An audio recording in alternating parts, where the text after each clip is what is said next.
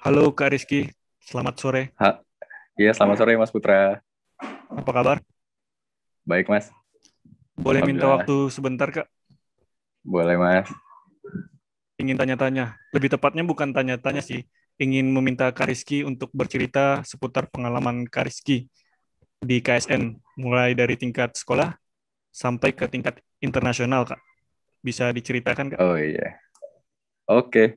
Baik Mas Putra. Jadi, em, aku pertama kali ngikutin Olimpiade yang lumayan serius itu mungkin SMP ya, SMP Mas. Em, itu ikut matematika, tapi mungkin juga ya belum serius juga iya, terus juga saingannya juga berat ya. Jadi aku masih nggak bisa jauh gitu ininya tahapnya gitu.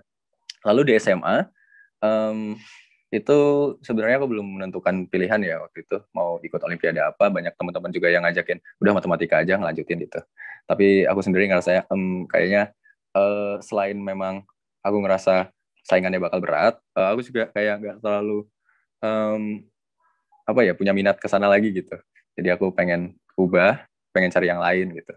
Beberapa pilihanku waktu itu kimia, komputer sama astro. Nah, karena satu lain hal, em, waktu itu akhirnya aku cuma ikut tes astro aja.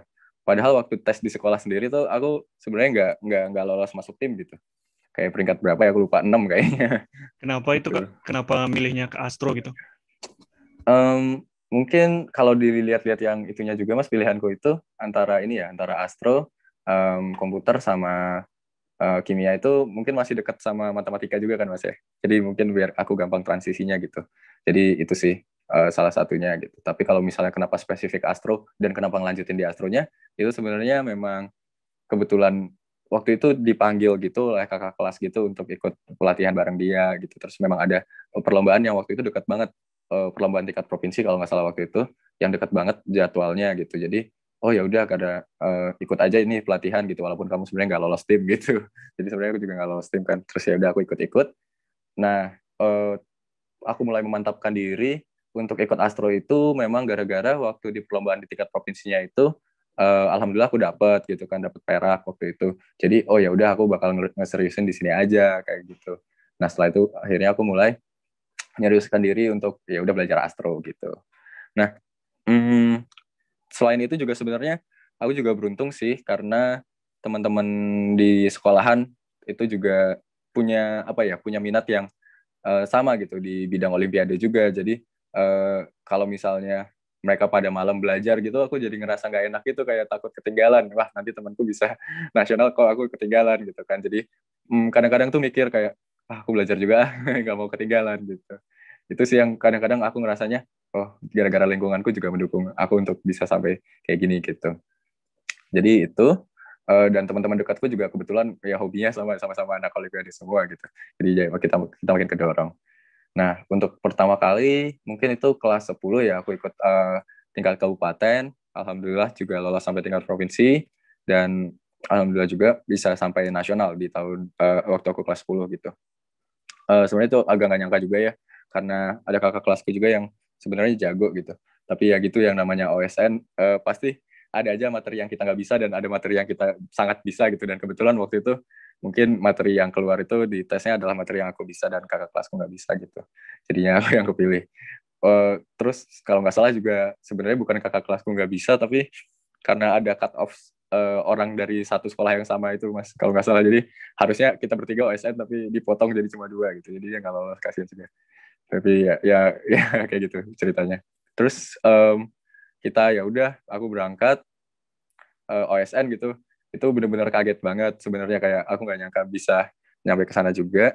Apalagi waktu itu masih kelas 10, masih baru banget, aku baru banget masuk sekolah kan.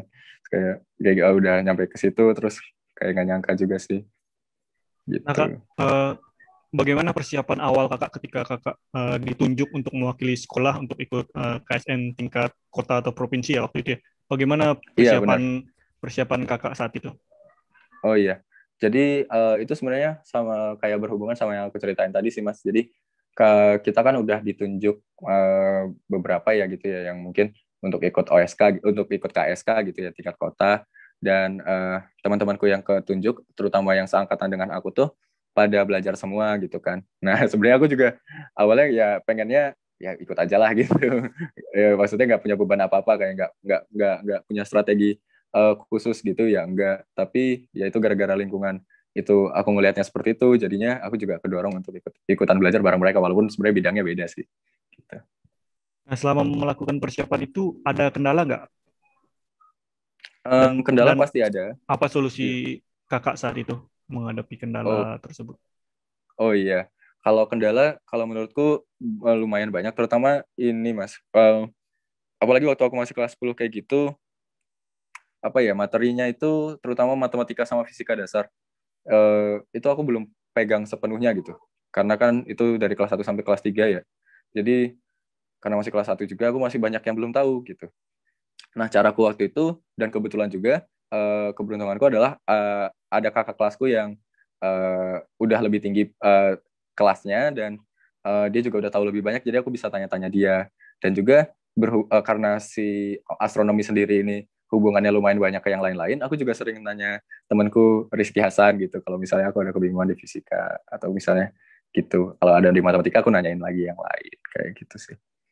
Aku juga ngulang-ngulangin sih biasanya. Oh iya, targetku ini Mas biasanya. Kalau untuk OSK tuh, untuk KSK ya. Untuk KSK itu, aku harus nyelesain sekitar 5 tahunan. Kalau paling minimal 5 tahun soal KSK tahun sebelakangan, sama 5 tahun juga soal KSP belakangan gitu. Gitu harus selesai minimal gitu.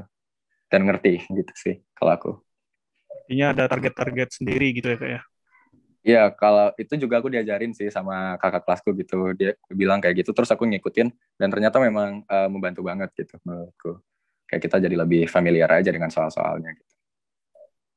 Nah kak, bagaimana perasaan kakak ketika kakak dapat lolos ke tingkat nasional gitu?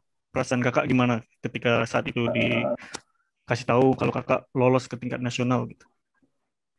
Itu sebenarnya kaget-kaget, seneng, nggak nyangka juga, tapi nyangka juga karena memang waktu ngerjainnya ya lumayan bisa kayaknya gitu. Tapi nggak nyangka juga kok bisa lolos gitu. Jadi akhirnya ya udahlah, berusaha untuk yang bagus untuk dapat medali gitu akhirnya mikirnya gitu Mas. Tapi senang banget sih. Kayak banyak kesempatan untuk apa namanya, yang ngerasain yang dulu mungkin belum sempat dirasain kayak gitu. Nah, selama dari tingkat KSNK sampai tingkat KSN dan dapat medali, ada nggak kak kesan yang paling kakak ingat, kesan menarik yang paling kakak ingat yang mungkin bisa kakak sampaikan sekarang gitu? Oh iya, kesan yang paling eh, aku ingat tuh malah mungkin kesan negatif ya Mas ya. Karena eh, jadi kan aku nggak dapat di tahun pertama. Itu tuh aku sedih banget, kayak di waktu pengumuman medali juga aku sampai nangis gitu, sampai di apa namanya, di tenangin sama teman-teman satu kontingen gitu. Jadi waktu itu aku memang udah mantepin banget keinginan untuk belajar lebih supaya bisa sanggup di tahun keduanya gitu. Nah, di tingkat KSK itu aku masih semangat, di tingkat KSP itu aku masih semangat. Nah, di tingkat KSP itu kayak aku ngerasanya aku udah kayak bagus banget lah, itu kayak lagi puncak-puncaknya gitu, bener-bener aku ngerasa kayak ya on top of the world gitu. Jadi di saat itu juga, tapi karena aku udah ngerasa kayak gitu, aku nggak mempersiapkan KSN dengan terlalu serius sih menurutku waktu itu. Jadi aku udah puas, wah aku kayaknya bakal walaupun cuma kayak gini aja, aku bakal bisa tetap dapat yang baik di entar di tingkat nasional gitu. Jadi aku ya udah, dengan kemampuan tetap di kayak stuck di KSP gitu Mas, aku kemampuannya gitu kayak nggak ini. Terus belum lagi waktu pelatihan setelahnya gitu kan, di Pelatas juga waktu itu kalau nggak salah kakak-kakaknya itu pada ngomong, oh iya nggak apa-apa, kamu bisa dapat itu, bisa dapat emas gitu. Terus aku jadi makin sombong dong, makin ini kan, makin jumawa gitu. Udah aku makin santai aja gitu, kayak wah kalau misalnya selesai pelatihan langsung main, nggak kerjain PR, nggak belajar lagi kayak gitu. Jadi kayak udah wah santai banget. Terus baru bener-bener waktu nyampe KSN, eh, dan bahkan itu bukan soal yang nggak bisa dikerjakan gitu, sebenarnya bisa dikerjakan, tapi apa ya Mas, mungkin gara-gara terlalu santai jadi fokusnya hilang gitu Mas, jadi kayak buyar gitu. Jadinya ya jelek gitu menurutku memang hasilnya di KSN, walaupun ya alhamdulillah masih dikasih kesempatan gitu ya untuk dapat perunggu gitu dan bisa ikut pelatnas gitu sih. Jadi menurutku itu sih mungkin ini ya tantangannya, ya tantangan juga itu untuk tetap fokus konstan gitu sih. tetap semangat dan fokus konstan gitu. Ya itu mungkin pesannya yang bisa diambil dari Kak Kio untuk adik-adik nantinya ya Kak ya. Iya benar. Nah, Kakak juga ikut Platnas kan waktu itu. Gimana Kak Platnasnya? Iya. Platnas kalau astronomi Mas itu Platnas 1, Platnas 2 di Bandung. Untuk tahunku ya, Platnas 3-nya di Jakarta. Sebentar doang sih, seminggu. Habis itu balik lagi ke Bandung. Ada kesan menarik nggak saat Platnas? Wah, Platnas itu kalau misalnya dibilang OSN itu nekan mental, pelatnas jauh lebih nekan mental lagi mas.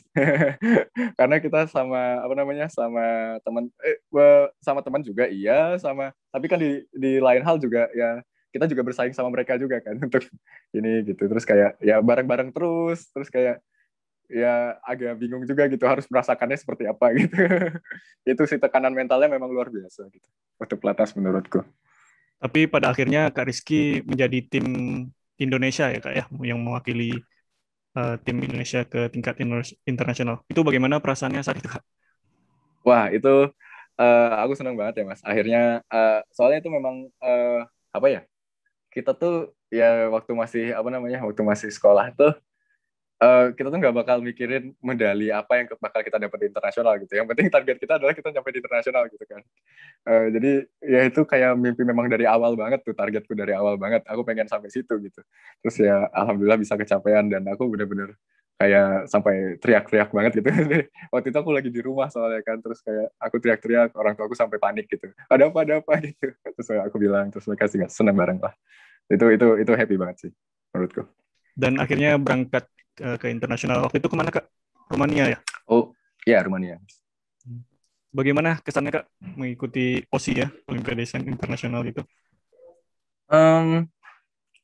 Kesannya pengen lagi sih mas. Menyesal kayak cuma bisa sekali. Harusnya bisa kalau mau aku bisa berkali-kali gitu. Seru aja gitu. Seru apa ya? Gak tau mungkin aku seru di sisi kompetisinya mungkin ya. Aku waktu selesai pembagian medali itu selesai waktu di pesawat tuh aku mikir aduh aku pengen ikut lagi di mana ya tapi gitu kayak kangen gitu kan udah habis berarti udah gak ada lagi kan berarti aku kangen sih waktu itu kangen banget pengen lagi gitu ya kalau bisa untuk adik-adik yang ini jangan tunggu-tunggu sampai kelas 12 dulu kalau ikutan itu nyesel ntar langsung aja kelas 10 langsung gas sampai internasional gitu. Langsung dari awal berarti ya Kak ya targetnya ya? Iya bener langsung dari awal aja dimaksimalin. Wah, Seru cukup soalnya. cukup menarik nih cerita Kak Rizky dan cukup seru ya. Semoga apa yang Kakak sampaikan ini nanti bisa menjadi inspirasi bagi peserta pelatihan ya Kak. Iya, amin mas. Nah Kak, terakhir nih Kak, Iya.